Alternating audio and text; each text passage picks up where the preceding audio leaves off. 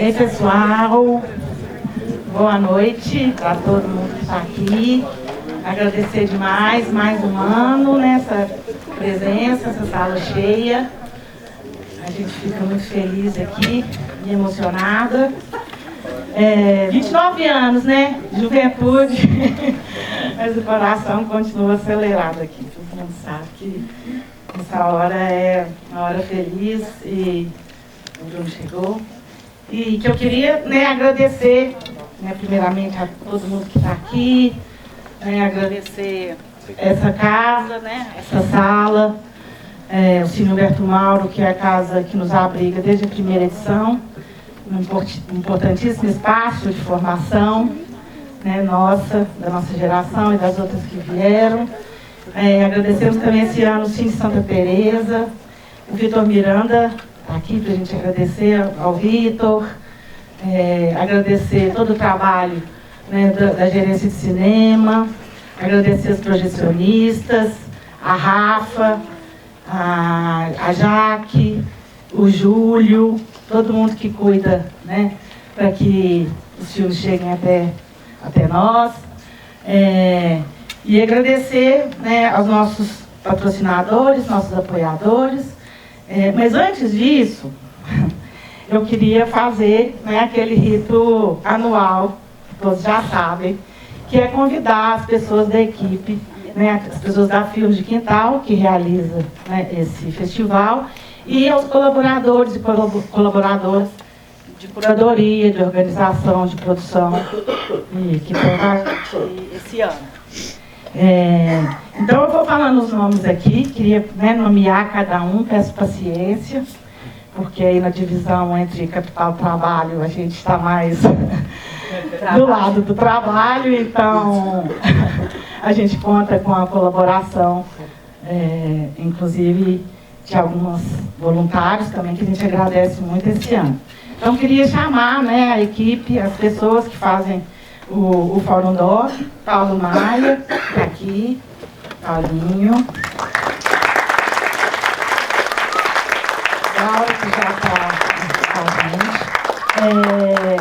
Alice Lamounier, Alice querida. Cláudia Mesquita, Everton Benito,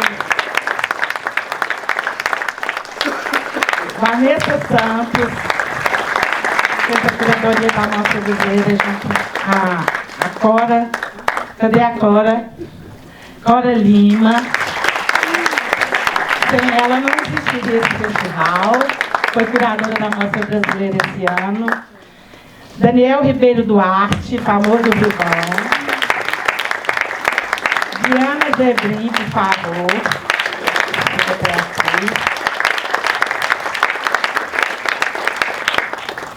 Quem mais que está aqui? Marco Chagas. Maravilhoso. Design responsável por essas belíssimas artes. Carla Italiano.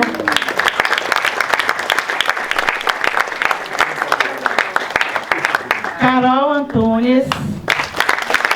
Labib. Juan. Dominique. Medrado, Clara Olac, Giovana, fotógrafa, Natália, Júlia, Carla, cadê Sabrina? Tá aqui Sabrina, Matheus Meirelles, assessoria de imprensa. Rubinho está chegando aí com convidados ilustres, que são os Vai Uai, então eles estão um pouco atrasados, chegaram de longe.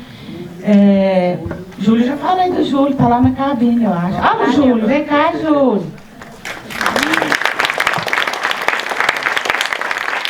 Júlio responsável pelas cópias. E tem mais uma galera, vocês sabem, né? Renata Otto e o Rubem Cacheta, que são, né, os responsáveis pela mostra do Zauaguajá, mostra seminário. Cadê a Cacá? Eu já falei o nome dela, por que ela não veio? Cacá Maia.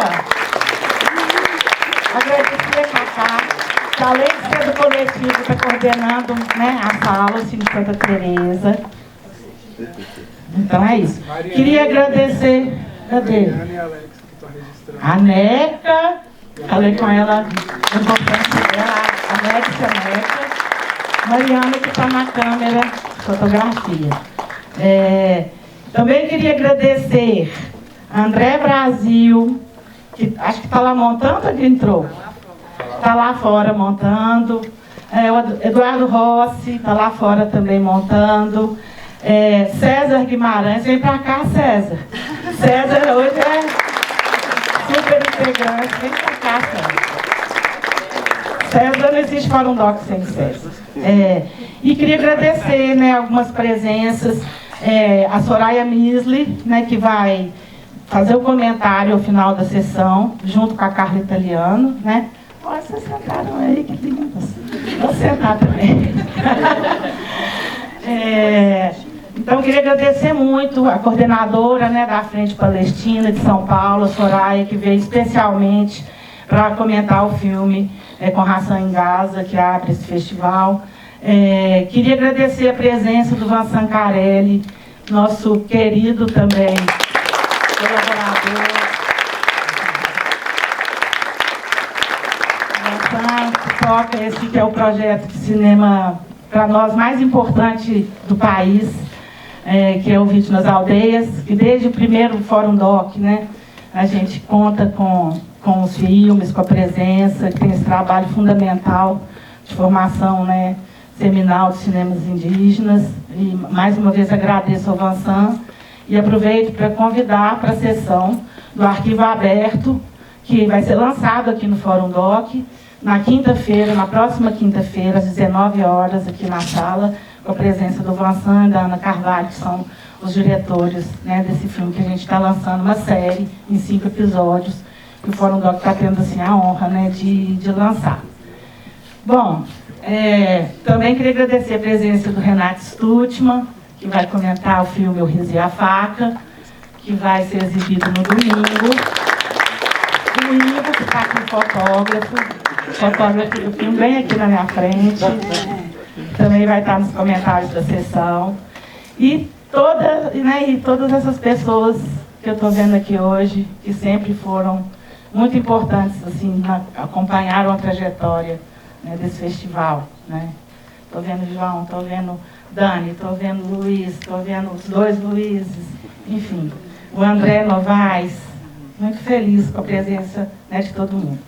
Enfim, vou agradecer aos nossos patrocinadores, pela Lei Municipal de Incentivo à Cultura, a UniBH, que patrocina esse projeto, e pela Lei Federal de Incentivo à Cultura, o Itaú Cultural, que patrocina esse projeto também. Né?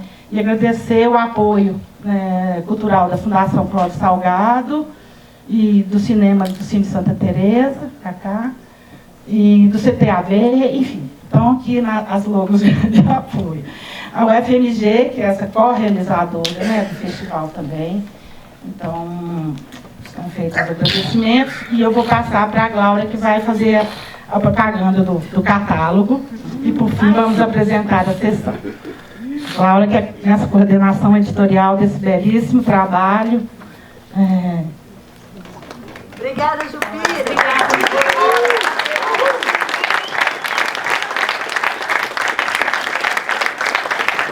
Encarregada de falar desse projeto que é coletivo, né, um catálogo feito a muitas mãos. Então, tenho que agradecer a uma equipe, um trabalho árduo, né, cada um cuidando, né, de uma parte. Então, está todo mundo aqui no crédito, acreditado. Nessa arte linda do Aislan Pancararu, né, que está na Bienal de São Paulo, e sob direção de arte do Paulo Maia, né, que fez essa curadoria. Nas mãos do Marcos Chaga. Marcos Chagas.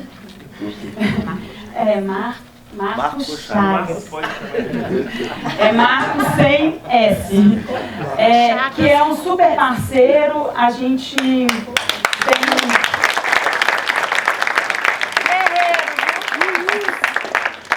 tem a alegria de conseguir ainda entregar um impresso no primeiro dia, né, do festival, ir lá acompanhar na gráfica, é sempre uma emoção. Então, espero que vocês curtam. E aí, chamar um pouco a atenção assim, para as mostras. Fui incumbida em falar rapidamente sobre isso, para não atrasar, inclusive, a sessão.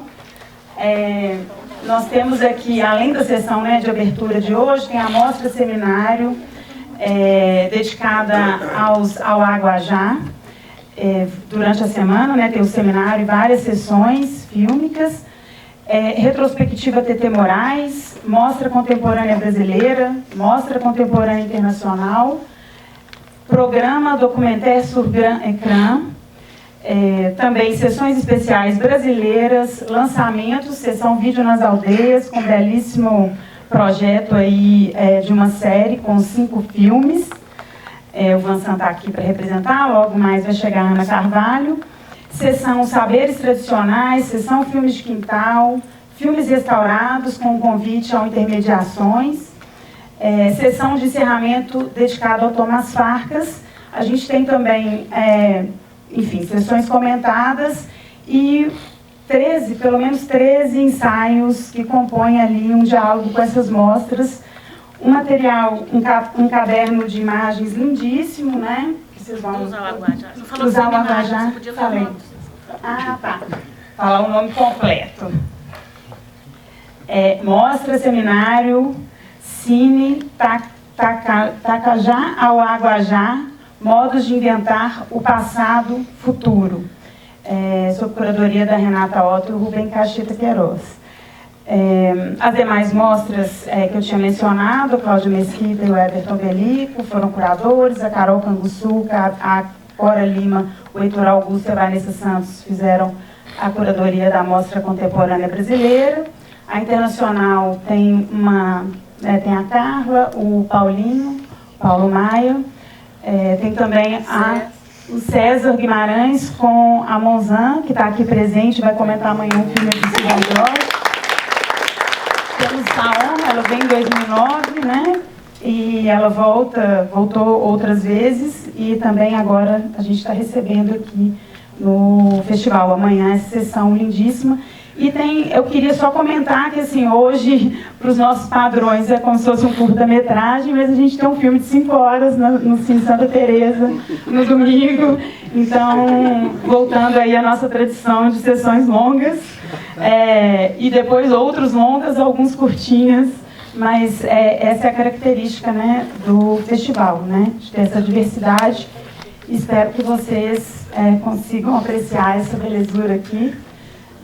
Acho que é isso, e convidar, né, a Carla para falar um pouco da sessão de abertura. Cadê a Carla Italiano? Desculpa. Eu só queria pedir desculpa, fazer um desagravo, comentar e agradecer a presença da Marie-José Monzan, que está aqui com a gente. E amanhã, às 16 horas, vai comentar um filme que está sendo lançado, né, aqui também, o filme do Silvio Jorge, que é uma trilogia. A gente já está passando o terceiro filme longa dessa trilogia, né, Noites Obscuras. Obrigada, Monzan, e me desculpe aqui, essa hora é hora de emoção, tá bom? Carla. Obrigada. Bom, gente, na verdade vai ser uma brevíssima apresentação, depois dessa apresentação já, né, tão afetiva que o festival sempre tem. Quero já de cara convidar todo mundo a ficar para depois da exibição. A gente vai assistir agora o filme Com Razão em Gaza, com direção do realizador palestino Kamal Al-Jafari, um filme lançado esse ano, tão recente. Está tendo suas primeiras exibições no Brasil agora, né, entre outubro e novembro, e chega, né, a BH pela primeira vez aqui. O Kamal tem uma trajetória já consistente, já longa, assim, já são mais de 20 anos de carreira. Ele foi radicado na Alemanha e agora está em Paris. Morou muito tempo na Europa, mas a família é de Jaffa e ele retorna frequentemente para lá. Parte de seus filmes também é marcado por esses reencontros com esse território da Palestina. Esse filme de agora é um filme atípico, assim, diferente da carreira dele. Não sei quem aqui estava no ano passado, a gente exibiu o seu filme anterior, que se chama Fidai Filme, importantíssimo. E esse filme de agora, ele parte, na verdade, do encontro do Kamal com 3 fitas mini DV. Enfim, né, quem conheceu esse formato sabe, saudosa mini DV. Ele se depara com 3 fitas em que está escrito Ração em Gaza. Ele não sabe o que é, está na casa dele. E ele vai atrás de assistir essas imagens, né? Quando ele consegue finalmente assistir, né, numa empresa que ele contrata, ele não reconhece nada dessas imagens, até que ele se vê no reflexo de um espelho do carro e entende que ele filmou aquilo e ele não se lembra. E o filme vai todo a partir do encontro dele com esse material. Ele passou 24 horas em Gaza, em 2001. Então, enfim, é um material que já tem mais de 20 anos, né, quase 25 anos. Enfim, que foi captado e que tinha permanecido, entre aspas, esquecido e foi reencontrado. Então, é um filme que está, lidando muito com questões que a gente vai abordar na nossa conversa, sobre a memória, em relação à Palestina, né, a Soraya Misley, que está aqui, a Júlia já apresentou. Logo depois da sessão a gente vai fazer um debate, uma conversa e entrar um pouco mais nessas questões. Mas é um filme que é muito interessante nesse modo de reencontro, de lidar com essas questões da memória, mas também, enfim, a recusa da ideia de apagamento, que é esse projeto que se quis, né, historicamente para a Palestina, né? Então, essa recusa desse apagamento e essa afirmação de vida. Né? E é claro que é um filme que se ilumina e é iluminado pelo contexto que a gente vive agora, né? Testemunhando esse novo capítulo de uma guerra já em curso há muito mais tempo, né, dessa guerra hipervisível que a gente vê acontecendo especificamente no território de Gaza. Então é um filme que é inevitável a gente assistir essas imagens de mais de 20 anos, tendo em mente o que está acontecendo agora e as imagens atuais. E, sobretudo, é um filme que nos convida a embarcar um pouco nessa viagem, né? Assim como o Kamal embarcou, né, filmando de maneira intuitiva. Esse material antecede o primeiro filme que ele já fez na vida. Então é um pouco, enfim, o primeiro filme que ele nunca fez. Então o filme nos convida e a gente convida vocês também para embarcar um pouco nessa viagem e logo depois fica para a conversa. Obrigada a vocês. E depois da conversa, DJs, festinha singela esse ano, tá bom? Queria registrar, né, a chegada do Rubem Cacheta, do Rubinho. Desde os primórdios, aí, 29 anos, né, jovem aí no Fórum Doc. E convidar mais uma vez para prestigiar, que vão vir 5 ao Aguajá, né, Rubinho? São 5, no seminário dedicado ao cinema dos Aguajá. Vai ser realizado de segunda a quinta-feira, todos os dias às 14 horas do seminário e às 16 horas sessão de filmes. Então, convidar todo mundo. Você quer falar, Rubens? Ainda bem, porque já estamos falando um tempão. Obrigada aí, todo mundo, gente, a equipe toda, valeu.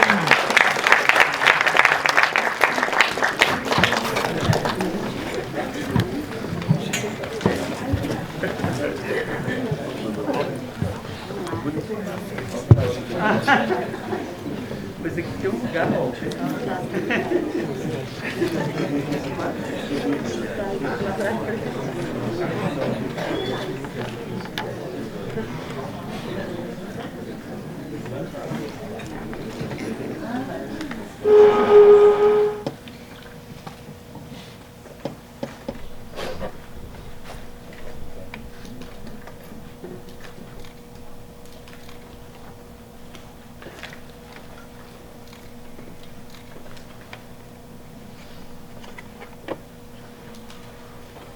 Obrigada. A gente começa então agora uma conversa a partir do filme e seguindo para muitos outros caminhos. E antes eu queria apresentar a Soraya e, enfim, para a gente se situar aqui. Antes também eu mesma, Carla Italiano, sou pesquisadora e programadora de cinema e já faço parte aqui da equipe de Fórum Doc há muitos anos. Soraya Misley, jornalista palestino-brasileira, mestre e doutora em estudos árabes pela Universidade de São Paulo, autora dos livros Al-Nakba, um estudo sobre a catástrofe palestina, e o livro Uma História das Mulheres Palestinas, dos salões aos primórdios da literatura de resistência. Ela também coordena a Frente em Defesa do Povo Palestino de São Paulo. Bom, a gente na verdade, né, combinou aqui um pouco, eu vou fazer um comentário breve, assim, inicial a partir do filme, né, e passar a palavra para a Soraya, que vai, né, vai ter um tempo um pouco mais extenso, assim, de fala, e depois, né, retomando, eu comento algumas coisas e a gente abre para conversa e comentários. Eu acho que um ponto importante de começar, assim, falando um pouco do filme, como, né, esse filme, esse material aparentemente simples, entre aspas, na verdade, se revela um projeto complexo, assim, e em certa medida também ousado naquilo que ele sustenta enquanto projeto de cinema e de ideia de cinema, de relação com as imagens, né? O Kamal é uma pessoa que, ao longo de toda a sua trajetória, trabalha com um rigor formal muito grande, sobretudo reconhecendo a dimensão ética, né, das imagens e as dinâmicas de poder que elas carregam, tanto as imagens realizadas do ponto de vista da resistência palestina, historicamente, né, a FIDAI filme, ano passado, que a gente exibiu, mostrava isso, mas também se indagando sobre as imagens feitas né, pelo colonizador, pela ocupação, pelo projeto sionista, né? Escavando um pouco os vestígios dentro dessas imagens, dessas presenças palestinas, da história palestina, que sempre esteve lá, né? Então, enfim, as voltas com essa dimensão também do que foi tornado invisível dentro dessas imagens e da maneira como elas circulam. E esse filme, ele parte de uma aposta central, né, como vocês viram, assim. Eu falei daquelas 3 fitas mini DV do começo, que ele encontra dentro de casa e não sabe do que se trata, nem quem fez. Essas 3 fitas têm cerca de 2 horas e 40 de material, e ele faz um filme de 1 hora e 47. Então, ele respeita... a escolha central aqui é respeitar o que essas imagens trouxeram, né? O filme ele acompanha a cronologia exata que foi filmada nessas fitas. Claro que, enfim, existem certos cortes no sentido de uma estruturação de filme, mas a ordem e o tempo das coisas é aquele. E é nesse sentido um pouco de uma preservação, de uma salvaguarda, uma necessidade de reconhecer que tudo ali é valioso, tudo ali é precioso, cada rosto, cada canto, cada barulho, cada cheiro, enfim, cada dinâmica cotidiana daquelas relações né, enfim, individuais, em grupo, em construção de comunidade, tudo aquilo é valioso.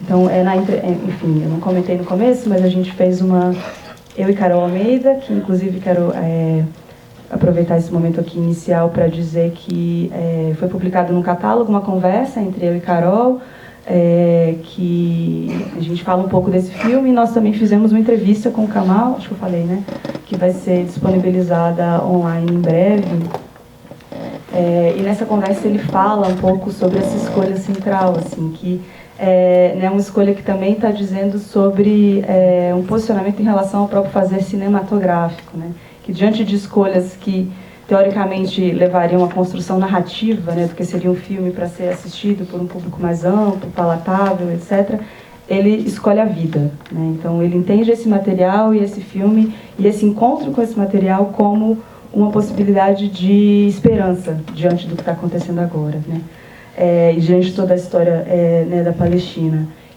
E só, enfim, também várias dimensões que a gente pode entrar nesse filme, mas a gente quer muito te ouvir, Soraya. Mas tem uma coisa específica, assim, que inclusive é o título do texto que a gente publicou no catálogo, da conversa, que é Imagens que Pedem para Ser Vistas, né? Então, tem essa dimensão de como essas fitas precisaram ficar guardadas para serem reencontradas hoje, e só porque a gente está vendo elas à luz de hoje, elas ganham essa dimensão preciosa de vida, tudo ali é muito importante, muito valioso, né? E dentro enfim, do filme, a gente tem vários momentos que as pessoas, principalmente crianças, elas pedem para ser filmadas, né? Me filma, me filma. Tem, inclusive, uma passagem muito importante ali, que se tornou o trailer do filme, que é quando o Kamal está filmando do telhado, né, de uma casa, e tem uma criança que a gente só escuta, não vê, do lado direito, fala, me filma, fotógrafo, me filma para eu ter uma imagem, me filma para eu ter uma foto. Então, esse, enfim, é um compromisso ético que está no cerne desse filme, de toda a obra do Kamal, né, de grande parte do cinema palestino. que essa dimensão de não é para ser uma imagem, é para ter uma imagem, né? De serem agentes da sua própria história, agentes da sua própria imagem e enfim, de serem sujeitos, né? Enfim, enquanto no sentido pleno da liberdade, né? Enfim, tem diferentes caminhos que a gente podia tomar para falar desse filme. E só um comentário também antes de te passar, depois, né, volta, mas reassistindo agora na sala, foi a primeira vez que eu vi na sala, talvez o que mais me tocou foi essa força estrondosa do cotidiano, né? Enfim, de como esses tempos, né, essas oscilações, as sutis oscilações do cotidiano reverberam e ganham uma dimensão enorme, assim, de possibilidade de construção de futuro mesmo, né? Enfim, de garantir que exista um futuro, que sempre existiu resistência e sempre existirá. E esse futuro está também nessa possibilidade de ver pessoas em Gaza jogando cartas de baralho, né? Pessoas em Gaza conversando sobre o que está acontecendo no meio da rua, enfim. Também essa possibilidade desses pequenos momentos do dia a dia, né? Então é isso, é a beleza, é a poesia, é a vida cercada, né, sitiada, cerceada por violência, mas é a beleza dessa vida, né? Eu acho que o filme traz isso com muita força. Te ouvi. Obrigada. Obrigada. Boa noite. Boa noite. Boa noite. Quero agradecer muito a oportunidade de estar aqui no Fórum Doc e saudar a escolha de um filme palestino para abrir esse festival este ano. Acho que tem uma grande importância e uma grande centralidade, né, da questão palestina na luta pela liberdade de todos os povos, né, destacando que nós somos povos originários, originários da nossa terra, a Palestina. E eu costumo dizer, nós somos todos parentes como povos originários, como vocês sabem. Então, às vezes, a gente está em algum local e as pessoas perguntam: mas você tem parentes em Gaza? Sim, são nossos irmãos, nossas irmãs, nossos filhos, nossas filhas, nossos pais, nossos avós, porque somos povos originários, filhos da mesma terra. E de raízes tão profundas que décadas de violência não conseguiram arrancar. E não vão conseguir. Eu tenho dito isso, que infelizmente a gente enfrenta um momento muito, muito terrível de uma tentativa de solução final na contínua Nakba, a catástrofe palestina, cuja pedra fundamental é a formação do Estado racista e colonial de Israel em 78% do território histórico da Palestina, sobre os corpos palestinos, os escombros das aldeias. E isto já tem mais de 77 anos. O que nós estamos assistindo é uma tentativa de solução final nessa contínua Nakba, catástrofe, de extermínio do povo palestino. São mais de 120 anos de uma colonização por povoamento. A colonização por povoamento é o que os pesquisadores identificam como a tentativa de substituição justamente da população originária nativa por outra estrangeira. Isso resume o que acontece na Palestina. Nós enfrentamos uma colonização por povoamento, sempre em aliança com o imperialismo do momento, que agora, vocês sabem, é o imperialismo dos Estados Unidos. No começo era o imperialismo britânico. E esse filme traz algo muito importante para a gente, que numa tentativa de apagamento. E o povo palestino existe porque existe. Resistência para o povo palestino não é uma escolha, é existência, sob constante ameaça de apagamento do mapa. E as nossas memórias, contar a nossa história e fazer a documentação, o retrato, a imagem do que era Gaza, do que vocês estão vendo aqui, do que era, por exemplo, uma aldeia como Yafa, né, uma cidade. Yafa era uma cidade na Palestina ocupada em 48, né, ou do que era a aldeia do meu pai. Meu pai foi um dos expulsos em 1948, aos 13 anos de idade, junto com meus avós, da aldeia camponesa de Cacum, que ele foi um dos 800 mil palestinos expulsos em 1948, 2/3 do povo palestino, e a aldeia do meu pai foi uma das cerca de 530 destruídas violentamente. E ali começa a questão dos refugiados. A gente manter essa imagem, esse registro do que era, é parte da nossa resistência. E o Kamal Al-Jafari, ao trazer essas imagens que ele registrou lá em 2001, ele está trazendo também um ato de resistência dentro do que os palestinos chamam de sumud. Sumud é uma palavra árabe que significa firmeza, persistência, resiliência com resistência em todos os aspectos da vida. E a arte tem um poder nesse sentido. O cinema tem um poder nesse sentido de transmitir essa imagem para vocês.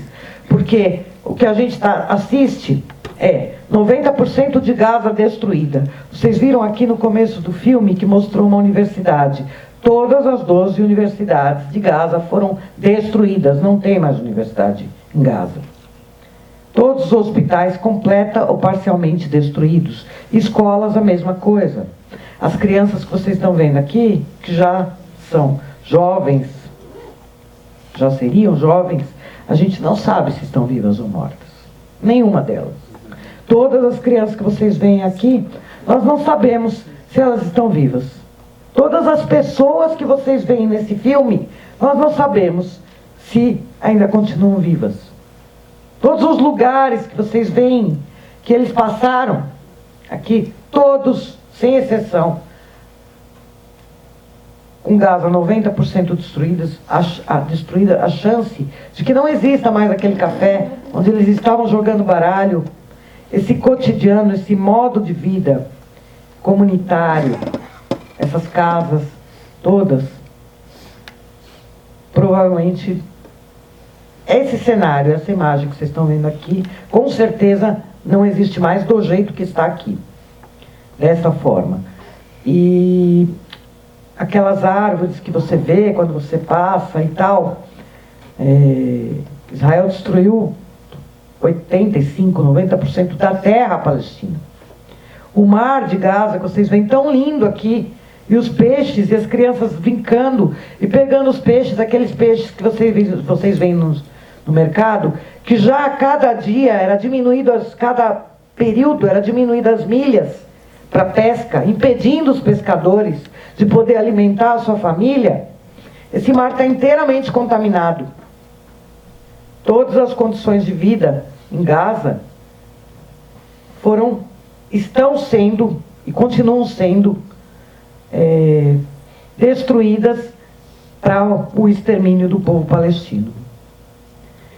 Esse filme é passado durante um dos momentos de resistência do povo palestino, de um levante popular que era a Intifada. E ele registra esse momento em 2001. De 2000 a 2005 aconteceu a segunda Intifada, levante popular. E naquele momento ainda havia os assentamentos dentro de Gaza. E ali você vê a violência contra um povo que resiste e por isso existe. E se recusa a se render, a se dobrar, a se curvar. E paga um preço enorme por isso, por simplesmente querer viver dignamente na sua terra, aquela terra que é a terra dos nossos ancestrais. Essa terra que eu falei para vocês, cujas nossas raízes milenares remontam, que unem todos nós, como um cordão umbilical, filhos da mesma terra. E então, ali você está vendo, né, os tiros, a repressão, a opressão que está se sofrendo durante essa primeira intifada, e ele também mostra os assentamentos israelenses ali, né, naquele momento. O próprio Kamal Al-Jafari, ele entra para procurar um amigo que ele conheceu nas masmorras israelenses sionistas, e ele faz esse relato no final, né, que foi na primeira intifada de 87 a 93. O primeiro levante popular, que ficou conhecido, o pessoal jovem há mais tempo deve lembrar, né, como a intifada das pedras, as pedras contra os tanques. E a recomendação daquele que viria assinar os desastrosos acordos de Oslo, Isaac Rabin, era quebrar os ossos. E eles quebravam os ossos daqueles meninos jovens que atiravam pedras contra os tanques. Então a situação na Palestina, a gente está assistindo há mais de 2 anos de um verdadeiro holocausto. É um genocídio, tem todas as características do que a Convenção de Combate e Prevenção ao Genocídio elenca como genocídio. Eu digo que é um patamar além, que é um holocausto, nessa tentativa de eliminar o povo palestino, mas também numa tentativa de fazer de Gaza um exemplo, para que ninguém resista mais. Porque se você insistir, se você tiver o desplante de resistir por liberdade, pela sua terra, você pode ter, o resultado pode ser a terra arrasada. Isso serve de exemplo para o mundo inteiro. Então essas imagens, elas têm algo que é muito importante, que é parte dessa resistência. É parte da afirmação da vida, mesmo diante de tanto horror. E por que fazer um filme em 2025, quando a gente está assistindo justamente essa busca de uma negação da vida?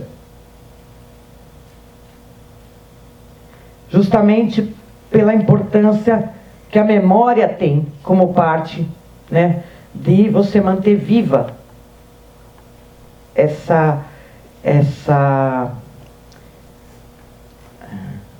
esse povo, manter vivo essa luta por liberdade, por justiça, né, pela terra palestina. E para os palestinos, a memória, diante de uma situação em que há uma tentativa também de memoricídio, porque quando você aniquila o lugar, todos os documentos, todas as imagens, as fotos, tudo que está no ambiente, né, e você queima tudo isso em 1 segundo, um flash, você também está tentando promover um memoricídio, né, de toda aquela, de todo aquele povo. Por exemplo, a aldeia onde meu pai nasceu, que não existe mais, porque ela foi uma das cerca de 530 destruídas, eles não puderam levar nada, como todos os palestinos que foram expulsos, inclusive a família do Kamal al-Jafari. Eles são deslocados internos dentro da Palestina ocupada em 48, onde hoje o mundo chama de Israel. E eles também não vivem mais na casa que era a casa de origem. E o que os palestinos fizeram foi levar a chave, que é um símbolo, né, do retorno à sua casa e tal. E o que ficou de registro é o que a gente documenta através das memórias daqueles que saíram dali. E essas memórias os conectam a um momento em que eles foram arrancados violentamente. Porque para os palestinos o passado é o presente todos os dias.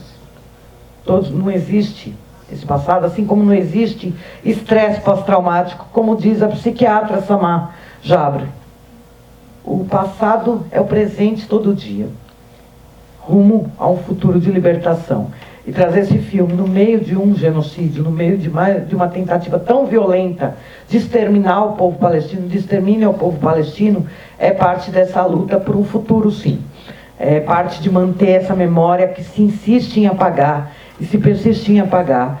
E a gente eu acho que o Fórum Doc abrir com esse filme revela, então, traz essa importância, né, de você manter essa memória, essa identidade, né, num projeto de valorizar justamente esse registro, né, e toda essa documentação que se luta para tentar apagar todo o tempo.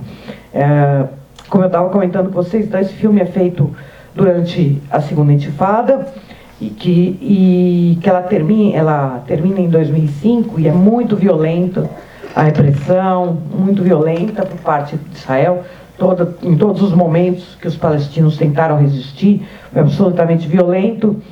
E em 2005, Ariel Sharon, que não à toa, que era ministro sionista, não à toa tinha o apelido de carniceiro, não à toa, decide desmantelar os assentamentos que vocês viram aqui no filme. Havia 8.000 colonos naquele momento em Gaza. Vocês viram que no filme eles falam em quase 2 milhões de palestinos. E era muito custoso para eles manterem esses assentamentos ali com as forças militares de ocupação e todo esse aparato que eles colocam em volta, alegando defesa na terra dos outros, e potência ocupante não tem o direito à defesa. Quem tem o direito à defesa são os povos colonizados, quem tem o direito de resistir pelo direito internacional e resoluções da ONU são os povos colonizados, sob todos os meios, os palestinos. Mas o que mais a gente escuta é que eles estão se defendendo e que Israel tem o direito de se defender. E isso é parte das narrativas construídas. Desconstruir essas narrativas é parte desse cinema, que é também resistência.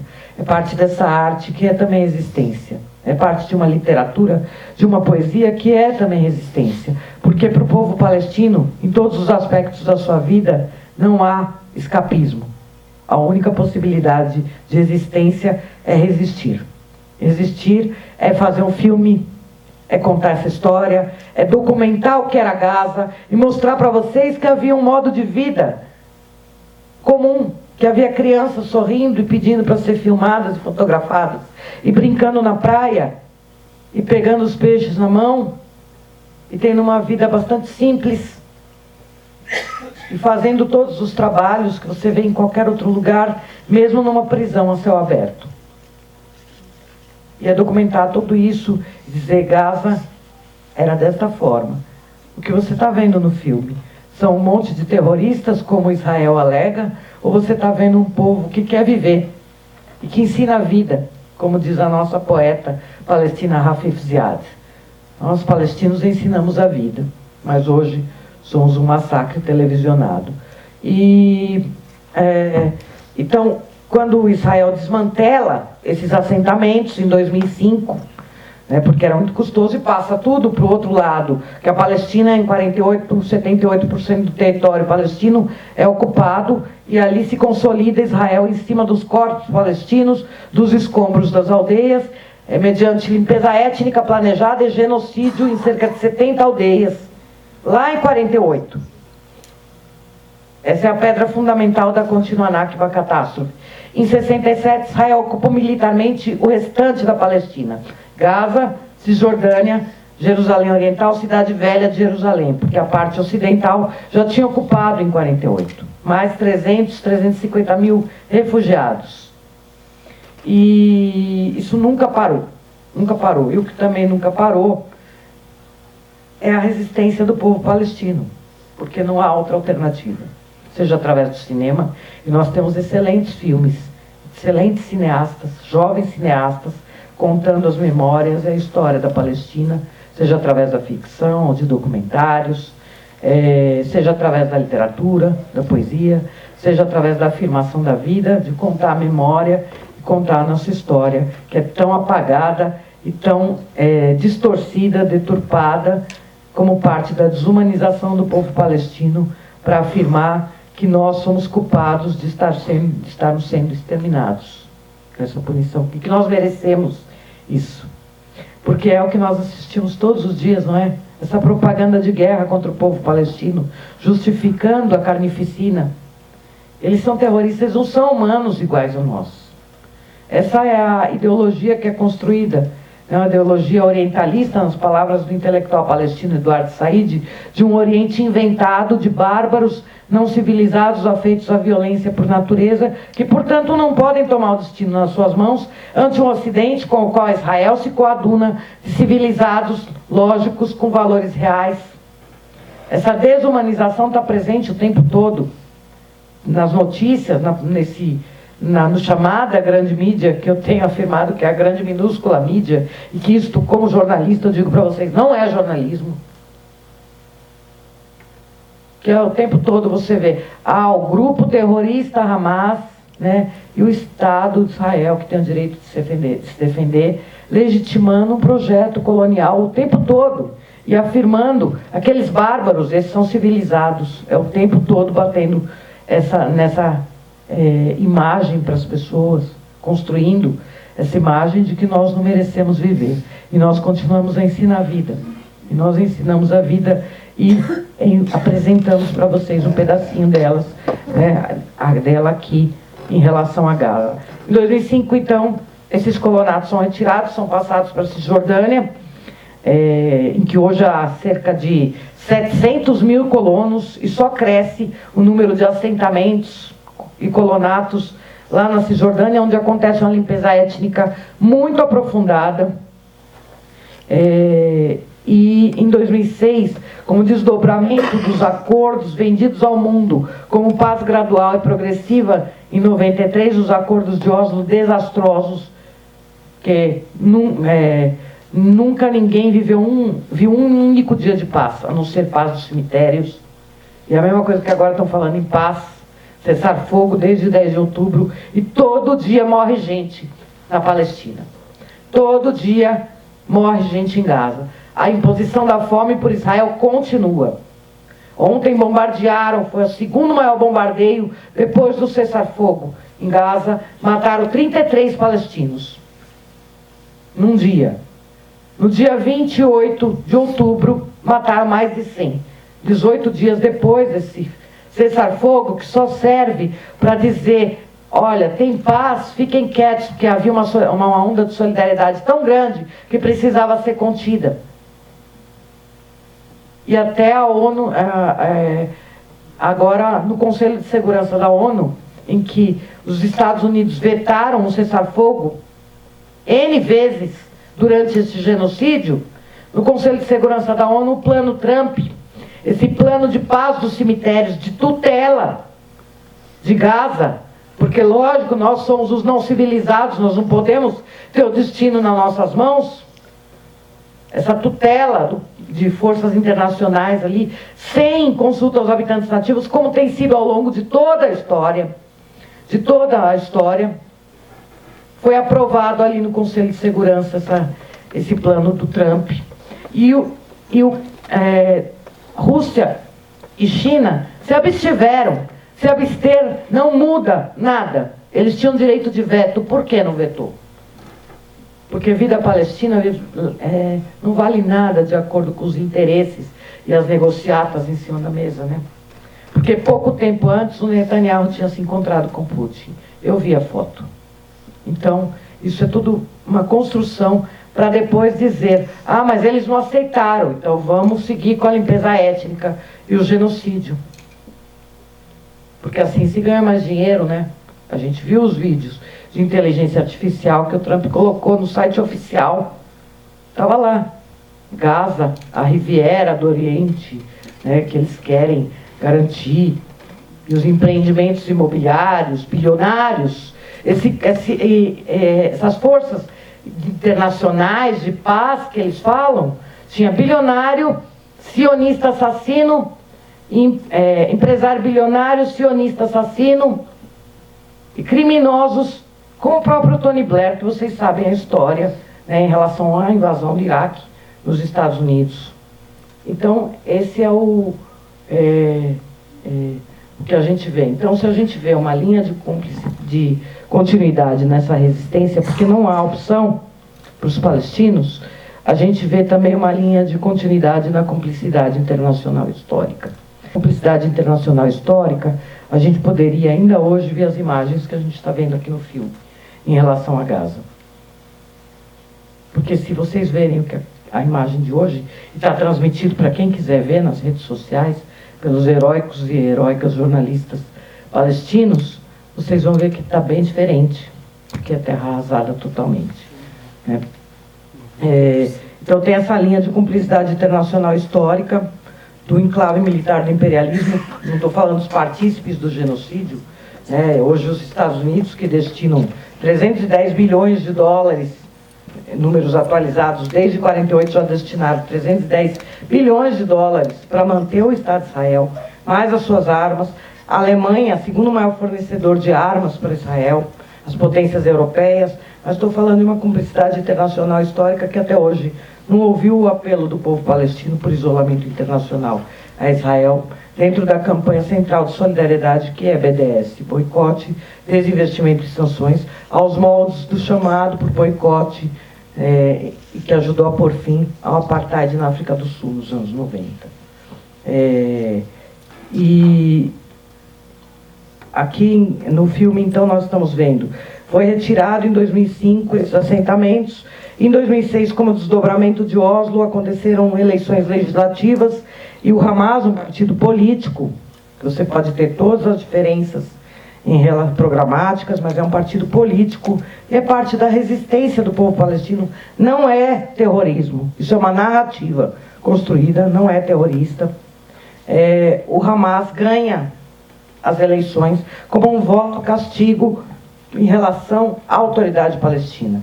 A autoridade palestina foi criada lá nos auspícios de Oslo, com cooperação de segurança com Israel, sem nenhuma autonomia, com dependência econômica integral, e se tornou capataz. Ficou mais fácil avançar na colonização. Como voto castigo, o povo palestino, nas eleições legislativas previstas lá nos acordos de Oslo, vota no Hamas, que ganha democraticamente.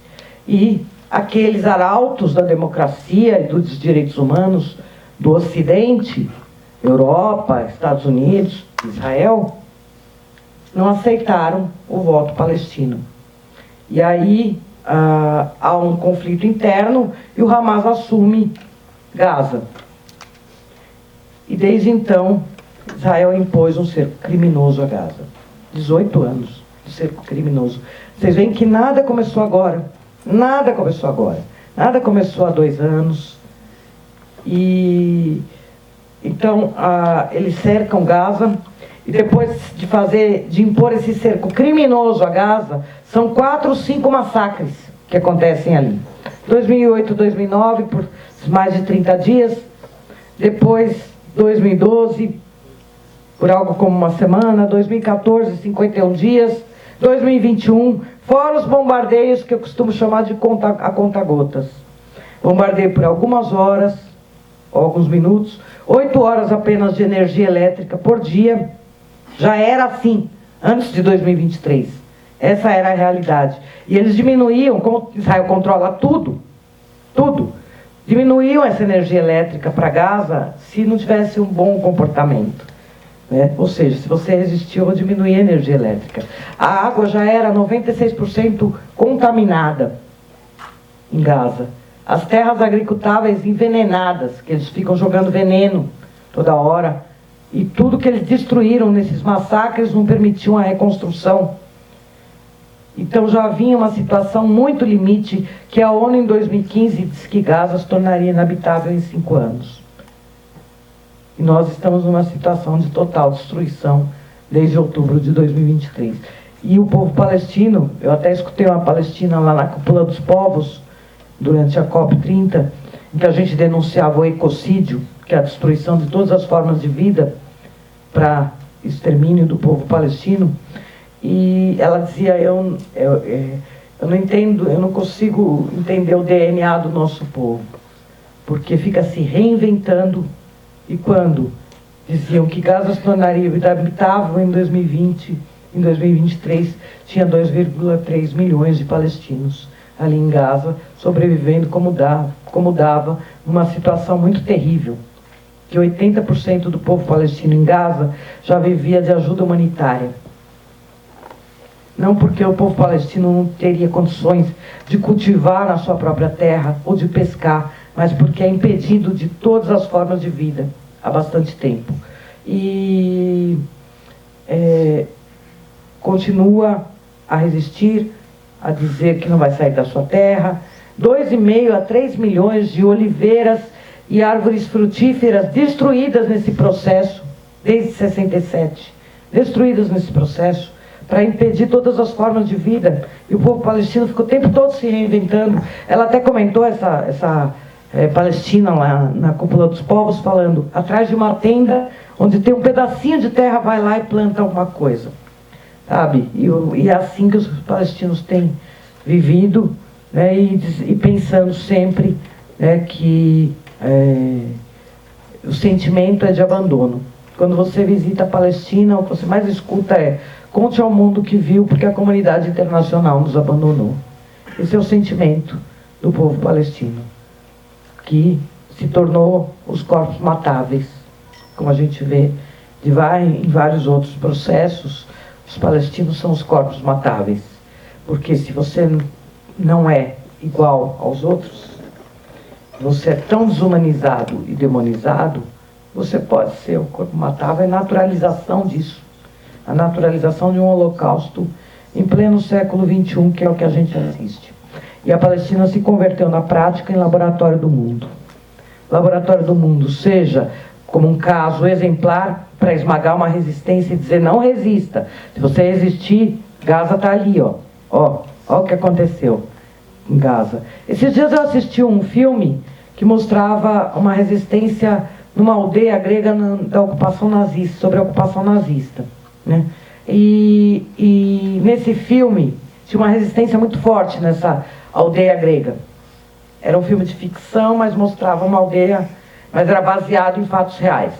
E aí, no filme, os nazistas, para servir de exemplo para as outras aldeias, botaram todas as mulheres e crianças dentro de uma escola e tacaram fogo. E mataram todos os homens. E quando eu assisti aquilo, eu parei e pensei, é o que está acontecendo. Métodos nazistas. É ou não é o que a gente assiste em Gaza? Quando você vai ver. Então também tem um exemplo de sufocar uma resistência, mas também testar as tecnologias da morte para depois vender para o mundo, transformando os palestinos em cobaias. 70% dessas tecnologias da morte se destinam à exportação e estão aqui na mão das polícias para promover o genocídio pobre negro, o extermínio indígena. Então os palestinos foram convertidos, né, nessas cobaias para depois oprimir, criminalizar e reprimir os outros povos. E por isso mesmo que a gente lembra sempre, né, do revolucionário palestino Ghassan Kanafani, que dizia que a causa palestina não é apenas a causa dos palestinos, ela é a causa dos revolucionários, das massas oprimidas e exploradas na nossa era. A causa palestina é síntese das lutas justas contra a opressão e exploração em qualquer parte do mundo. Não porque a gente é melhor, mas porque nós fomos convertidos no laboratório do mundo para depois atingir outros corpos, corpos negros, corpos indígenas, né, em qualquer parte do mundo, né, e seguir matando aqueles que são os indesejáveis, né, os condenados da terra. Para terminar aqui, né, e passar para vocês, né, eu queria trazer 2 comentários. Um é sobre a importância da memória, né,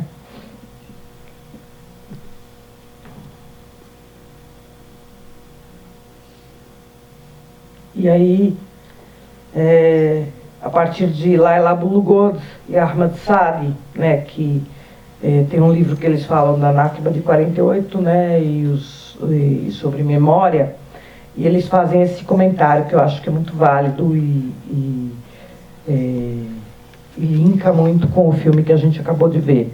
Se a mais distintiva medida da memória social palestina é a produção, sob constante ameaça de apagamento e na sombra de uma narrativa e força política que a silencia, uma das mais características qualidades é sua orientação para o lugar.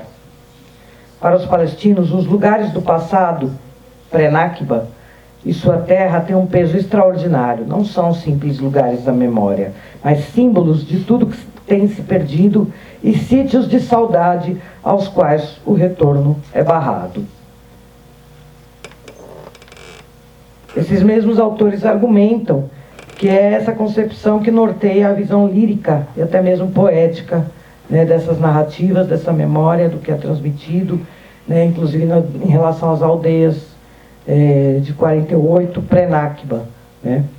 E tem uma outra autora que eu gosto muito, que ela é uma antropóloga, que fala muito sobre Palestina, tem vários livros, que é a Rochelle Davis, que ela fala que o significado da palavra nostalgia é muito próximo ao caso palestino. Ela ensina que o termo nostalgia é pseudo-grego, foi cunhado em 1688 por um médico suíço, Johannes Hofer, para descrever a triste lua proveniente do desejo de retorno à terra natal. E como a Carla estava falando, né, nós palestinos sofremos nas palavras do nosso poeta palestino Mahmoud Darwish, nós palestinos sofremos de um mal incurável, a esperança. E eu vou recitar um pequeno trechinho do que ele fala, né, que é exatamente assim: nós palestinos sofremos de um mal incurável, a esperança. Esperança de libertação e independência. Esperança de um dia ver as nossas crianças correndo livremente. Esperança que as nossas mães possam ter os seus filhos vivos em hospitais e não uma criança morta num posto de controle. Esperança de retomar o nome original da nossa terra, terra de amor e paz. Obrigado por carregar conosco o fardo dessa esperança.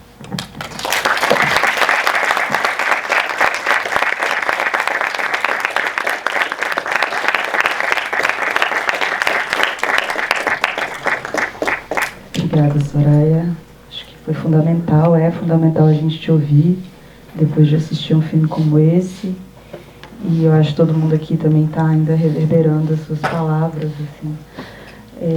Só vou puxar alguns pontos para continuar essa conversa e abrir logo mais. Né, você falou duas coisas que eu acho que reverberam muito no filme. Assim. A primeira é certamente sobre a memória, né? Enfim, incontornável assistir essas imagens e pensar sobre tudo que vem acontecendo há décadas, mais de um século, e que se atualiza né, com requintes de maior perversão e crueldade nos últimos 2 anos.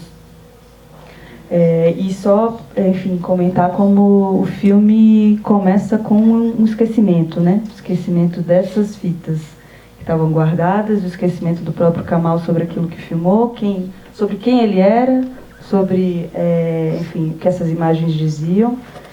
E o filme termina com as palavras "eu me lembro". Né?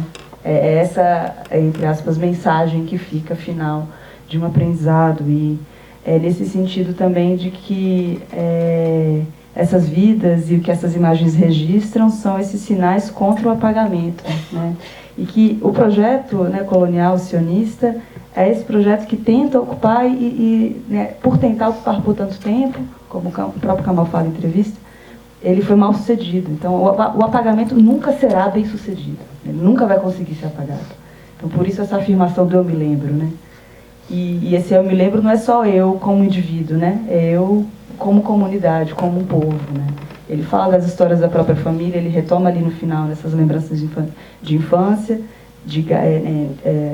das pessoas de Gaza em Yafa, e todos os filhos dele retomam essas histórias familiares, essa dimensão inseparável, né, do que é pessoal e do que é comunitário e do que é familiar. É impossível separar essas esferas, né?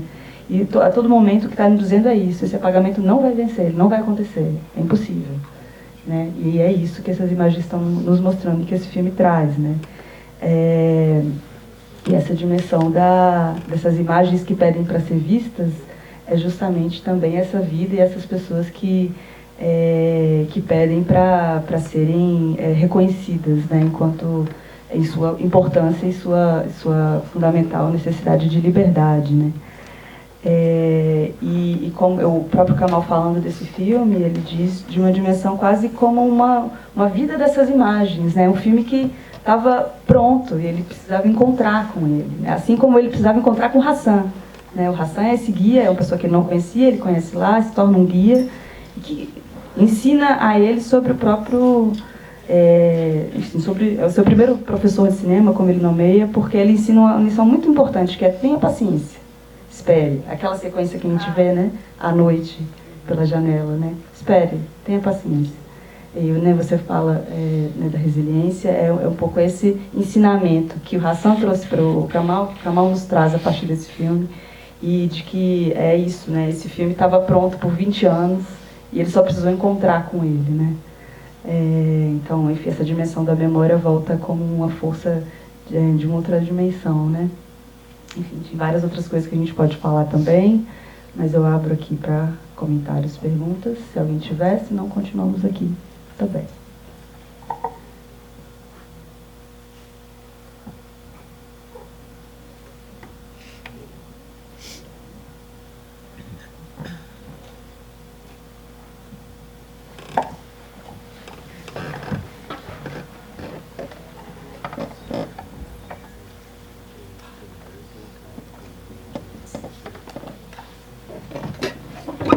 E boa noite. Boa noite, Carlos, Soraya. Eu fico curioso, assim, a gente fala muito desse período da opressão, né, que a gente está presenciando e está vendo assim, acontecer. Eu queria que você comentasse um pouco, se possível, de um outro tempo, assim, que seria o tempo dos seus avós, sabe? Anterior, assim, ao período de ocupação britânica, né? A gente viu o filme no ano passado também do Kamal, né? Que remete para essas imagens ali, mais ou menos, acho que dos anos 20, por aí. E acho que a gente fica imaginando, assim, como é que era antes, assim, né, dessa presença colonial, né? A liberdade que se tinha, mas ao mesmo tempo havia o domínio já dos turcos otomanos, né? Já bem antigo, assim, essa presença. Mas eu queria que você fizesse, assim, pudesse equiparar para a gente poder também se colocar nesse outro lugar, assim, sabe?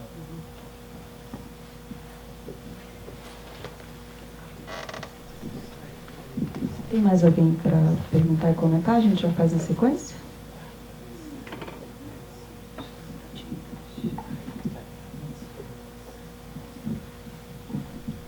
Então, de fato, né, a Palestina estava sob domínio do Império Turco Otomano, que dominou toda a região do Oriente Médio e Norte da África por quase 400 anos, até a Primeira Guerra Mundial, quando foi derrotado pelos aliados europeus que dividiram como espólio de guerra a região. Vocês sabem, ficou o mandato britânico, a Palestina ficou sob mandato britânico, que favoreceu a colonização sionista.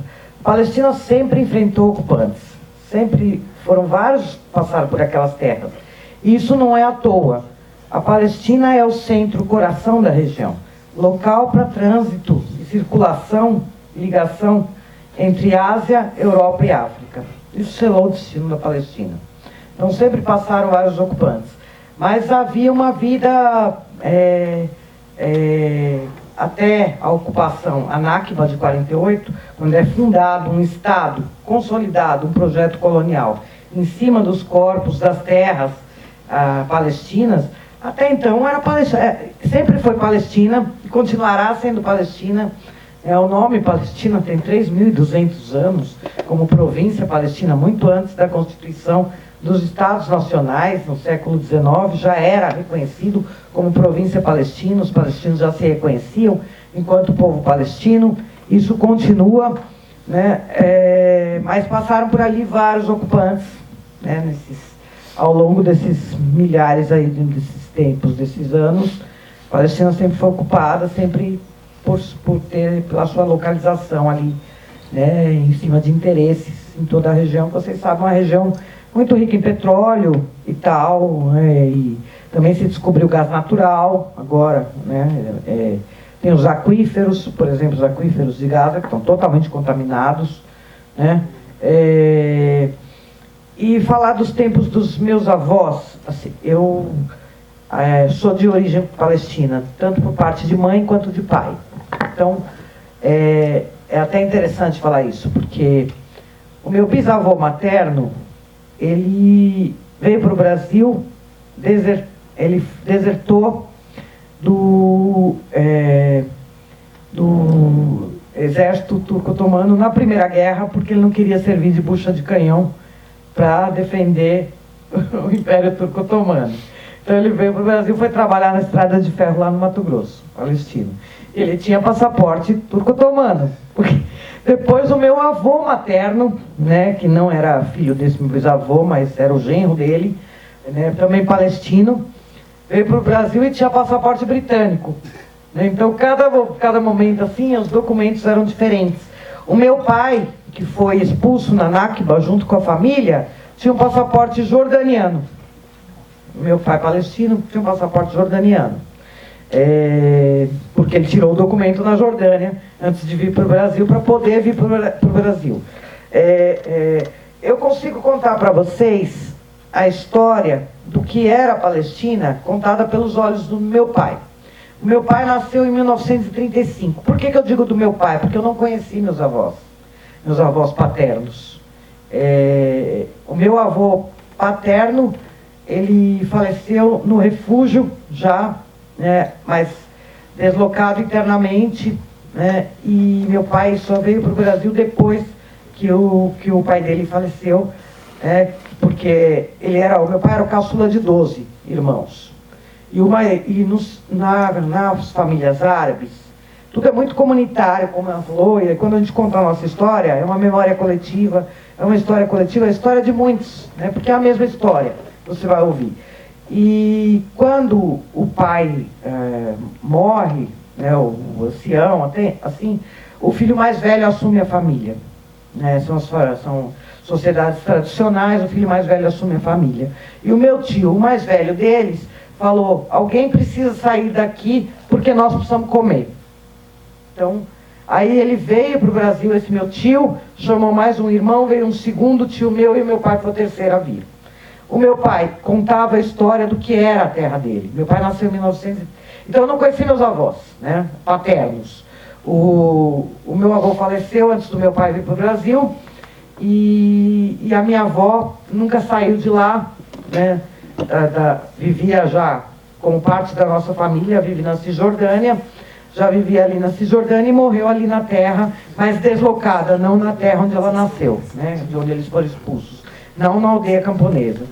Então eu não conheci, não tive esse contato, né, para saber as histórias dos meus avós também, mas eu conheço as histórias que meu pai contava, né? E o meu pai contava assim, primeiro que o meu avô era o tipo ancião da aldeia, então ele era o conselheiro. Qualquer problema que havia ali na aldeia, as pessoas vinham lá na casa deles para se aconselhar com o meu avô. E meu avô aconselhava, acalmava as famílias, né? Tinha essa vida assim. E o meu avô materno, palestino, ele não falava muito sobre isso, e meu avô materno morreu, quando ele morreu eu tinha 8 anos. Então, ele ficou muito tempo de cama, coitado, e eu tenho poucas lembranças, né? Muito pequena eu era, então ele morreu, eu tinha 8 anos, então não tem essas histórias contadas pelos meus avós. O meu pai, como eu disse, ele nasceu em 1935, nessa pequena aldeia de Cacum, uma aldeia camponesa de 2.000 habitantes, e ele falava sempre como era a vida lá na aldeia. Ele falava assim: tudo que a gente precisava, a terra provia. A gente tirava tudo nosso alimento da terra. O que já desmonta esses mitos de fazer florescer o deserto e tal. E ele falava: a gente não tinha tranca nas portas, não tinha convite para casamento. Era uma vida comunitária, todo mundo participava dos casamentos. Era uma vida simples, mas feliz, todo mundo vivendo em paz, com carinho. Meu pai sempre usava essas palavras para contar o que era a vida na aldeia. Ele falava: a gente corria, né, por aqueles campos, ele era o mais novo, então os irmãos iam trabalhar na roça e ele ia levar o alimento para os irmãos. E ele falava: eu andava no meio daquela plantação, aquele milho branco enorme, que era maior do que eu, né? E eu andava ali no meio, eu deitava embaixo de uma... Deitei um dia, tinha 10 anos, embaixo de uma árvore. Eu não troco aquele momento por nada na minha vida. Ele sempre falava dessa forma lírica, dessa ligação que ele tinha com a terra. Mas a vida era desse jeito. A vida era uma vida comunitária, eles se reuniam. Imagina que era uma aldeia, a aldeia do meu pai, que era Cacum, uma terra plana e fértil. Porque tem as montanhas também. A aldeia do meu pai era uma aldeia de terra plana, fértil. E então no final da tarde, porque a praça é o centro da aldeia. Então ali no entorno da praça tem a escola. Se é uma aldeia muçulmana, tem a mesquita. Se é uma aldeia cristã, católica, tem a igreja, né? E no final da tarde, aqueles camponeses iam se reunir na praça para socializar, né? Então meu pai contava sempre essas histórias, sempre de uma forma, e ele falava, e ele era uma pessoa assim, ele trazia a poesia popular das aldeias. Então ele recebia qualquer pessoa árabe que ia visitar a nossa casa, ele abria a porta recitando poesia em árabe. E ele contava do meu avô assim, que no refúgio, meu avô chorava e recitava uma dessas poesias populares. E era assim: minha casa, minha casa. Quando eu voltar para minha casa, eu vou pintar as paredes da minha casa como pintaria o rosto da minha noiva. E chorava. Então, ele contava essas imagens, essas cenas, né, do que era a Palestina. E uma coisa importante que meu pai dizia é que nunca uma criança perguntou para outra: você é judeu, você é muçulmano ou você é cristão? E tinha uma minoria de judeus palestinos naquele momento. E ele, então nunca a criança perguntou para outra, e se você é judeu, você é muçulmano, você é cristão, com você eu não brinco. Ele sempre dizia isso. O problema foi o sionismo. E o problema é esse projeto colonial sionista. O sionismo que tem que acabar. Então, ele contava dessas histórias, né, de como era a vida na aldeia. Ele contava também da brutalidade que foi 48, de como foi. O meu pai tinha uma marca de tiro nas costas. Porque isso aconteceu antes de eles ocuparem, de eles destruírem a aldeia da minha família. Eles foram fazer um reconhecimento da aldeia, um mapeamento antes. E meu pai estava lá perto e pegou um tiro de raspão nas costas dele, que eles deram um tiro de raspão. No dia que eles destruíram a aldeia da minha família, eles fizeram isso no final da tarde. Lembra que eu comentei com vocês aqui que a praça era o local de socialização. No final da tarde, era o momento que juntava mais gente. E era o momento em que as crianças estavam saindo da escola. E foi nesse momento que bombardearam o centro da aldeia, meu pai. E meu pai foi um sobrevivente, é um sobrevivente. Né, porque ele estava ali na praça, quando os 3.000 homens cercaram a praça, deixando uma única saída para as pessoas irem embora. E bombardearam o centro da praça. Meu pai contava essa história também. Ele falava: eu passei a mão no rosto de uma criança, porque estava tudo branco, para reconhecer, e era o menino que sentava na carteira ao meu lado. Eu vi uma mulher, né, com a barriga tudo aberta, e eu nunca vou esquecer essa cena. Eu nunca esqueço essa cena, eu com 12, 13 anos. Então, ele contava também dessa violência, que ele saiu correndo e que eles saíram com a roupa do corpo. Né? E ele falava: foi assim, esse foi o drama palestino. Ele sempre contava isso e ele sempre falava, né, que não tinha lugar mais bonito. Ele falava, não tem, ele trazia aquela, o que a gente ouve de outros refugiados palestinos, eles falam do mesmo jeito, né? Se eu fizer o pão num outro forno, não tem o mesmo gosto que o pão feito num forno na minha terra. E não tem lugar mais bonito que a minha terra. Se me der todo o ouro do mundo, eu não quero, eu quero a minha terra. E ele sempre falava desse jeito. Ele falava: eu vou retornar, vou retornar, vou retornar. E contava muito, né, do que era a vida antes de 48. Uma vida que foi violentamente transformada. Né? E continua, desde então, né, totalmente transformada. Né? Então essa era a história do que era antes de 48. Né? Essa vida simples, mas feliz, com todo mundo vivendo em paz, com carinho. Obrigada, Soraya, assim, muito bom te ouvir, assim, mesmo dentro dessas histórias muito difíceis, né, de muita dor. E só me fez lembrar também de duas coisas que eu queria comentar. Uma é sobre o fim do filme, na verdade, né? Você trouxe essas histórias do seu pai, dos seus avós, e o filme termina com aquela sequência que é na casa da própria família do Kamal. A gente não tem uma explicação sobre isso, mas a fita termina assim, né? Ele volta para Jaffa, encontra, né, seu pai, seus primos, sobrinhos, e é uma criancinha também chamada Hassan que começa a filmar. Filma em volta, filma aquela outra menina. Uma coincidência também preciosa, né? Dos dois se chamarem Hassan. E traz de novo para esse lugar familiar, esse lugar íntimo, que é também desse coletivo, né? Dessa construção coletiva que o filme inteiro está traçando. Mas um ponto que eu queria reforçar antes de passar de novo, para ver se tem mais algum comentário, é como você falou alguns momentos, assim, de como a Palestina nos ensina muito, e o povo palestino nos ensina muito, né? Para além, enfim, muitos outros territórios. E tem um manifesto que foi publicado recentemente, foi até inclusive Carol Almeida que me passou, queria agradecer novamente a ela por todos os diálogos que estão aqui, que se chama A Palestina Salvará o Cinema. O cinema não vai salvar nada. O que vai salvar a Palestina vai salvar o cinema. Porque o que muda o mundo são pessoas em luta. E é isso, esse é o ensinamento que fica no centro de tudo, né? Essa dimensão de luta que pode se colocar de diferentes maneiras, inclusive, né, na criação artística, inclusive na criação cinematográfica, inclusive nessas pessoas que a gente vê ali vivendo seu dia, né, seu cotidiano da maneira mais sincera possível, né? Acho que é um pouco nesse sentido que fica ecoando na gente, assim, te ouvir e logo depois de ter visto essas imagens, né? Mas, gente, alguém quer fazer comentários?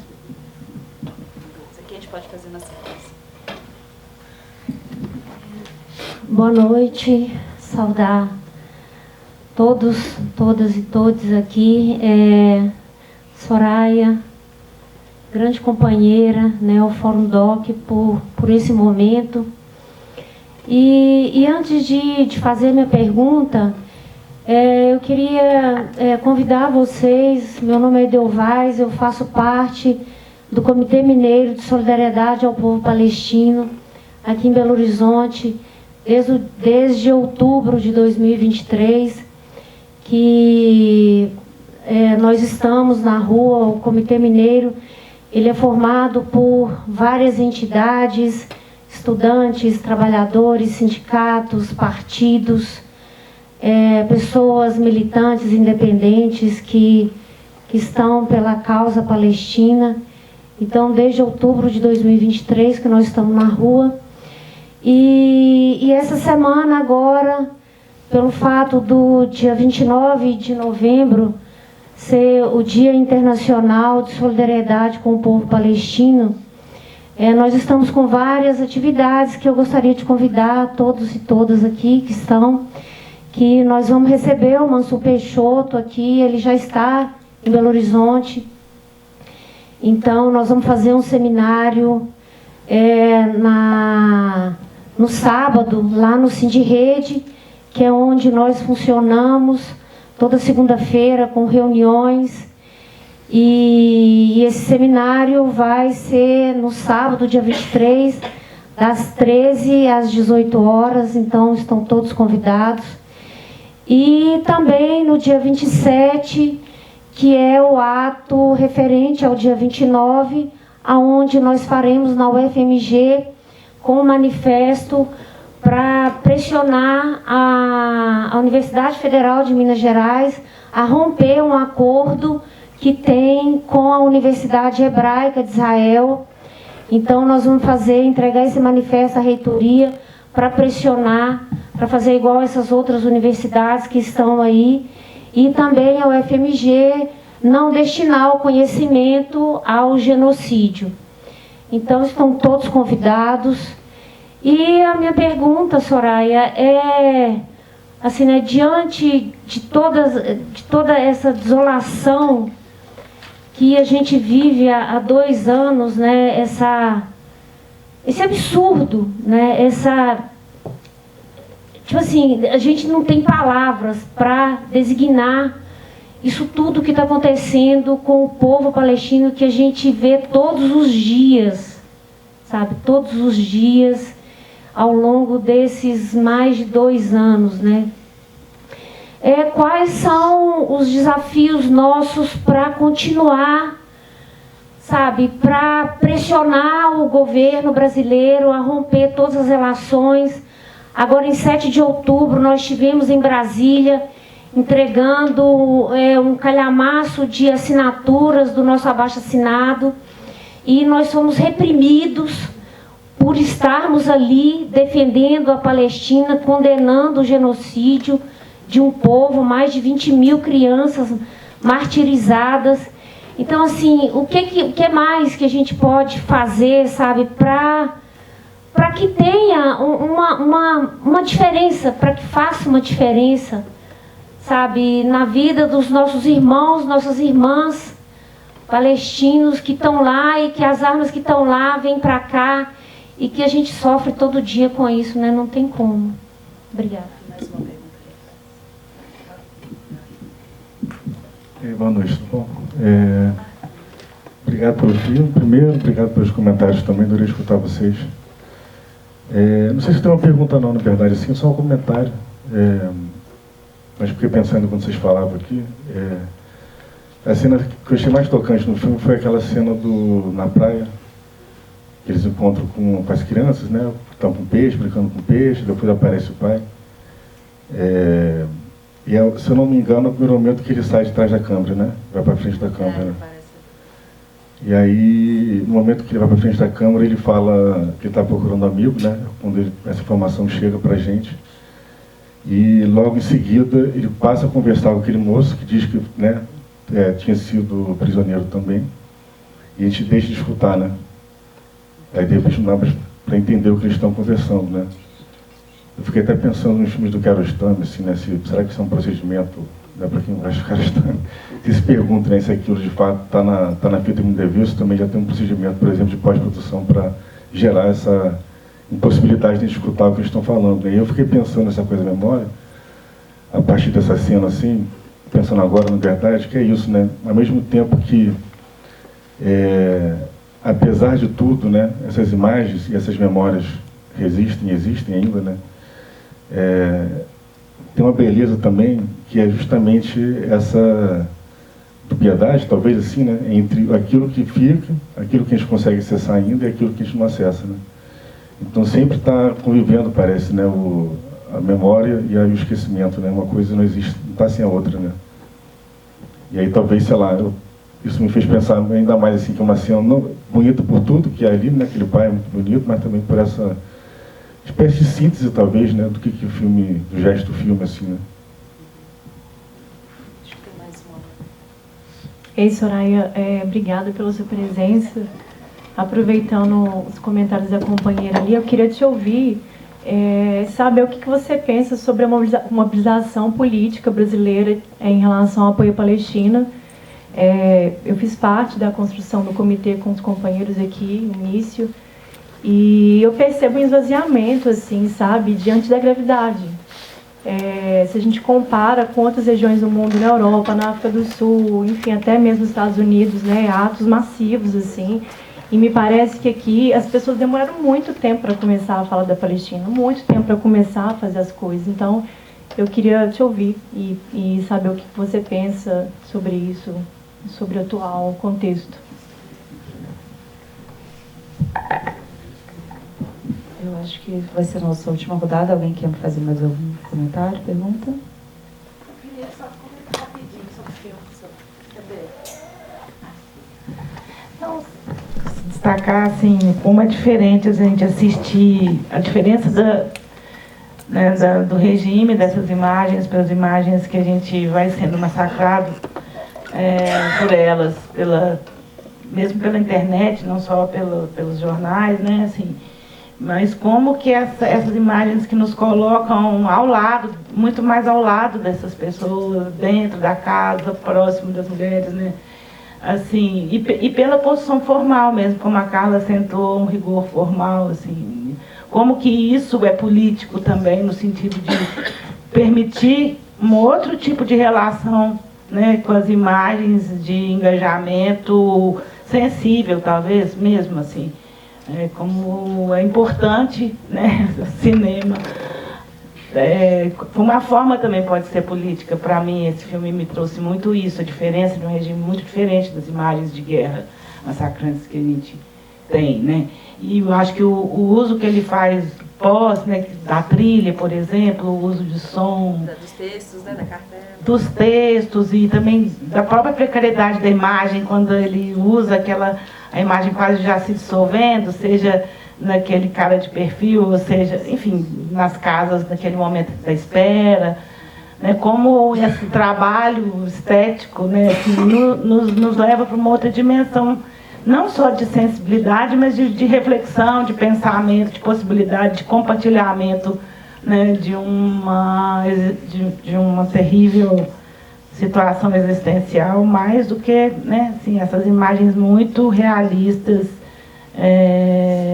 da guerra, né? Assim, dizer que esse cara, eu acho que ele é um grande cineasta mesmo, né? Assim, com essas imagens precárias, mas assim, a possibilidade que ele estabelece de esse jogo que ele faz com um amigo, enfim, a possibilidade de, mediado pela câmera, as relações que ele consegue estabelecer, tanto com o universo filmado, quanto com os espectadores, assim, é coisa grande, eu acho aí.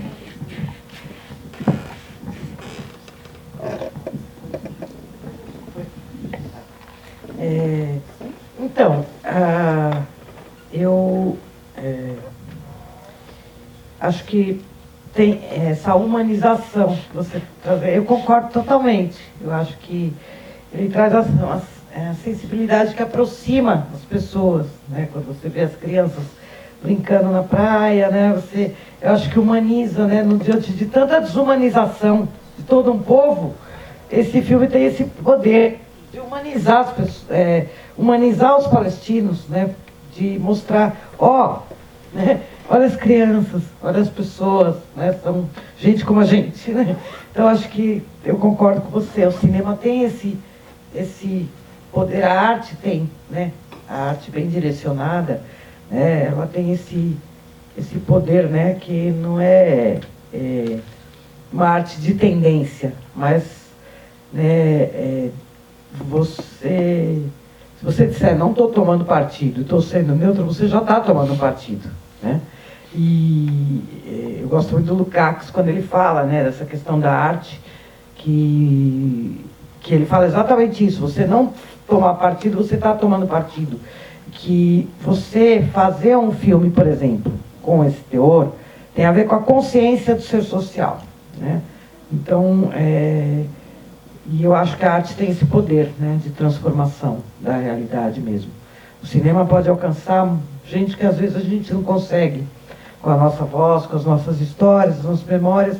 Através do cinema, a nossa memória chega para as pessoas, a nossa história, né? E aqui no Fórum Doc está chegando através desse filme, que está humanizando, né? Trazendo essa sensibilidade, permitir uma aproximação, né? De uma forma sensível, né? Em relação aos palestinos e quem assistiu o filme. Então, acho bem importante isso, né? Sobre o comentário em relação à memória e esquecimento, eu não vou lembrar quem foi que disse, né, que o esquecimento é morte, né? E memória é vida. Então, acho que memória é parte de manter vivo o povo palestino, né? Um povo que luta por libertação e contra uma das maiores injustiças da era contemporânea, e persiste. Persiste, existe, resiste e não vai ser apagado do mapa. Não seremos apagados do mapa. Existimos, persistimos, existimos. E contar as nossas memórias é parte disso, né? Rumo a nossa perspectiva histórica é a libertação. Quando eu estive na Palestina, andando, eu estava falando para vocês, já vários ocupantes passaram por lá. Eu escutei isso de um primo meu, andando com ele nas ruas. Ele dizia, vários ocupantes passaram por essas terras, nenhum conseguiu ficar. E nenhum imperialismo dura para sempre. Com essa paciência que foi comentada aqui, né? Então a perspectiva histórica, a gente sabe que um regime desses não vai se sustentar eternamente. Não vai, né? Então, na perspectiva histórica, nós sabemos que a nossa perspectiva histórica é a libertação. O problema é quanto tempo, quantos mártires mais, que sacrifício mais o povo palestino vai ter que fazer para mostrar para o mundo que, olha, precisa parar esse negócio, né? Que sacrifícios mais, quanto sangue ainda vai ser derramado e tingir aquela terra, para que haja de fato, né, por parte dos poderosos, essa ruptura de relações que você comentou, Edelweiss. Porque muito poucos deram esse passo. A Colômbia aqui na América Latina é o mais avançado em relação a isso. E o Brasil tem um papel de liderança aqui na América Latina.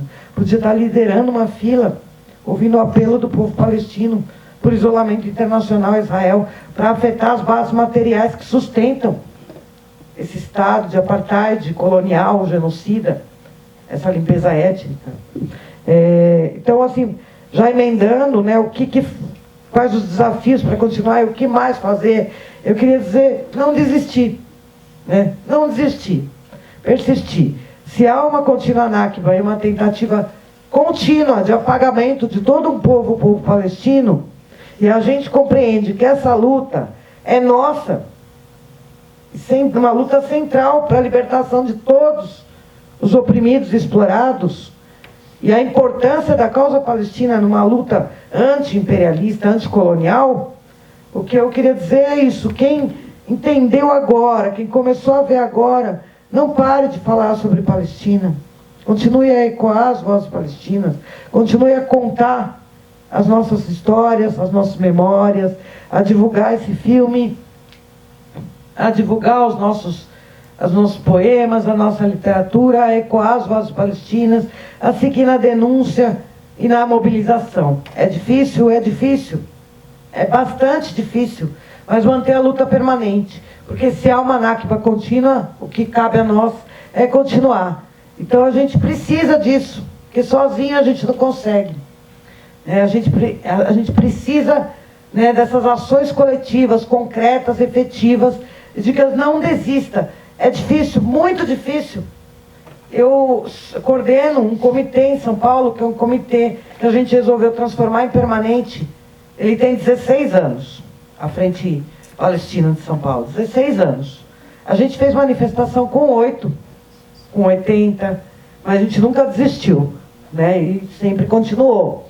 E já fez manifestação como em 15 de junho em São Paulo, com 50 mil. Mas, de fato, como foi... Então, é isso, não desistir, né? E elevar, né, as vozes em relação a essa campanha, que é central, que é um chamado do povo palestino há 20 anos, por boicote, desinvestimento e sanções a Israel. Boicote acadêmico, tão importante que você colocou, Edelweiss, né? A gente conseguiu, os estudantes, né, a juventude, conseguiu romper o convênio na Unicamp, com a Technion, né, a Universidade Israelense, depois a Universidade Federal Fluminense, teve uma vitória agora, Universidade Federal do Ceará, na Faculdade de Filosofia, Letras e Ciências Humanas, da USP, houve uma vitória histórica de ruptura de um convênio com a Universidade Israelense. Porque é nessas universidades israelenses que se desenvolve toda a tecnologia, a pesquisa e a ideologia para a colonização, o apartheid, a limpeza étnica e o genocídio. Isso já tem documentos mostrando, né, que essas instituições, essa estrutura colonial, faz com que não haja uma universidade israelense que você possa firmar um convênio que você não está sendo cúmplice. Eu acho que é isso, boicote acadêmico, boicote cultural, levar para todo mundo, a gente está falando de cultura, não permita que a sua arte sirva para encobrir um genocídio, um regime de apartheid e colonial, mas boicote cultural, né? Se você sabe que um artista vai para lá, eles vão usar aquela imagem para dizer que há uma normalidade, né? A gente fez muita campanha, por exemplo, para Gil e Caetano, Tropicália não combina com apartheid, né? Várias campanhas, a gente sempre faz isso, para que os artistas não vão tocar em Israel. Boicote esportivo, né? E embargo militar, que é algo muito importante, embargo militar, né, pleno, porque o Brasil importa essas tecnologias da morte. Embargo energético, porque desde 2019, 2020, governo Bolsonaro, o Brasil envia petróleo para Israel, isso não parou. Em 2020, de 2024 para 2023, aumentou em 51% a exportação de petróleo para Israel, para abastecer os tanques ali, né, para matar mais palestino. Depois, este ano, a Comex, do Ministério de Desenvolvimento, Indústria e Comércio, soltou um relatório falando que zerou a exportação de petróleo. Mas petroleiros do Rio de Janeiro, né, através de dos sindicatos petroleiros, foram investigar e descobriram que acontece o tal do ship-to-ship. Você transfere o petróleo para algum lugar, e está acontecendo isso para a Itália, no porto da Itália, de onde aumentou a exportação de petróleo para Israel. Então o petróleo brasileiro continua abastecendo, agora indiretamente. E por isso a gente está reivindicando um decreto, que o Lula abaixa um decreto por embargo energético, que não saia nenhuma gota de petróleo que acabe tendo como destino, mesmo que ship-to-ship, né, nessa transferência para Israel. Saíram 3 carregamentos de aço, né, para Israel, lá do Porto de Santos. A gente fez protesto. 10º maior produto de exportação para Israel é o aço brasileiro. Aço que vai servir para forjar essas armas também nas fábricas. Então a gente tem uma longa luta para travar, né? Eu acho que o Brasil, no Brasil é mais difícil mesmo que a Europa. Se você imaginar, por exemplo, que há lutas aqui que tem que se travar, e que há uma opressão muito grande, uma situação de exploração muito grande. Você imagina um trabalhador na escala 6x1, por exemplo, o cara sai de casa, ele fica 2, 3 horas no transporte, 8 horas no trabalho, mais 2, 3 horas para voltar, ele não vai travar a luta. Ele está alienado do trabalho, do mundo. É difícil, é uma realidade muito difícil. E as organizações, as forças que têm condições de mover isso, também a gente enfrenta algo que precisa ser estudado, que é uma fragmentação enorme, né, da esquerda brasileira. É uma fragmentação enorme. E a gente está chamando por unidade de ação e meio às diferenças, dizendo que é a ação coletiva que muda a realidade. É coletivamente que a gente vai conseguir essas vitórias. Arrancar a ruptura de relações, embargo energético, embargo militar. E a gente consegue, a gente barrou a compra de 36 blindados obuseiros israelenses para o exército, no meio do genocídio, numa luta que a gente travou coletivamente. Então, é uma luta muito difícil, muito árdua, e realmente há uma situação que a gente assiste de normalização do genocídio, de desmobilização, sobretudo depois, agora mais recentemente, com esse falso cessar-fogo, que traz uma situação de disfarce do genocídio que continua acontecendo. Como eu relatei para vocês, o genocídio continua, mas agora não é aquele massivo, escandaloso, mas porque ontem matou 33 nos bombardeios, mas isso é encoberto por esse manto de cessar-fogo, de paz, plano de paz, a tal da paz dos cemitérios, para continuar a derramar o sangue palestino. E isso afetou, a gente sentiu isso. A gente está no momento auge, né, das mobilizações com a Global Sumut Flotilha, né, uma ondas enormes de mobilização, greve na Itália, greve na Espanha, até lá deu uma diminuída também, né, depois desse tal cessar-fogo. Mas a gente também vê que nesses 2 anos teve momentos de altos e baixos. Mas a gente nunca viu uma solidariedade internacional tão grande quanto agora, porque ficou muito escancarado a face desse Estado colonial e racista para o mundo. E eu acho que isso é um ponto de não retorno, porque a imagem de bom mocismo deles acabou. E eles nem estão preocupados mais com isso. Agora é descarado, essas pessoas merecem morrer. Eles são culpados que nós estamos matando os filhos e as filhas deles. Eles são culpados, né, que 70% dos que morreram ali são crianças e mulheres. São culpados da gente de estarem passando fome, de estarem morrendo de doenças infecciosas, epidemias, doenças que já tinham sido erradicadas por total falta de condições sanitárias, de não ter água para beber, e de agora, no meio de um inverno, em tendas, com as casas destruídas, estar enfrentando inundações, um inverno rigorosíssimo, no meio de uma situação que eles perderam tudo. Então agora a ideia é essa construção de que nós somos os corpos matáveis, mais diretamente. E eu acredito, em relação a essa mobilização, que a gente pode virar esse jogo. Apesar de toda essa desmobilização, eu acredito que a gente pode virar esse jogo. E para terminar, assim, o 29 de novembro pode servir para isso.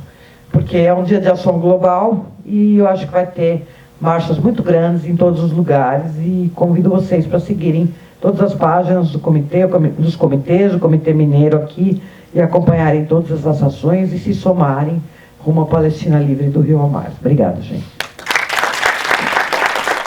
Obrigada, gente. A conversa continua agora e também no São Paulo. Do Rio ao mar, Palestina livre já! Do Rio ao mar, Palestina livre já! Do Rio ao mar, Palestina livre já!